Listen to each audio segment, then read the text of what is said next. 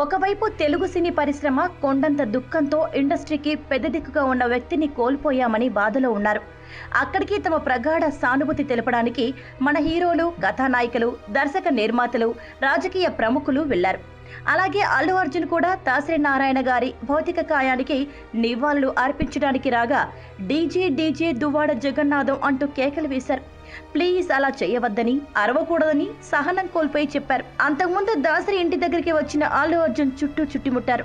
ఎటో కదలలేని పరిస్థితి. ఒక అభిమాని అయితే అల్లు అర్జున్ మీద పడిపోతున్నాడు. ఏమీ అనలేని పరిస్థితి. ఇంకొందరు కెమెరాలతో ఫోటోలు చూస్తుంటే మరికొందరు అత్యుత్సాహంగా ఫోటోలు దిగడానికి ప్రయత్నాలు చేశారు. అక్కడ ఉన్న పరిస్థితికి ఇలా చేయడం కరెక్టా? మీరే చెప్పండి. అక్కడ ఏ హీరో అనేది పక్కన పెడితే ఎవరికైనా ఇబ్బందిగానే ఉంటుంది కదా. మనకు ఆ హీరోలంటే ఇష్టం, ప్రాణమే. కానీ వారిని మరీ ఇలా ఇబ్బంది పెడితే వారు మాత్రం ఏం చేయగలరు? చివరికి దాసరి గారికి తన సంతాపాన్ని తెలిపి అక్కడి నుండి అల్లు అర్జున్ వెళ్ళిపోయాడు. మెగా ఫ్యామిలీ నుండి పవన్ కళ్యాణ్, నాగబాబు దాసరి భౌతిక కాయాన్ని సందర్శించారు. చిరంజీవి, చరణ్ ఊర్లో లేకపోవడంతో రాలేకపోయామని, తమ సంతాపాన్ని తెలియపరచమని నాగబాబు చెప్పారు.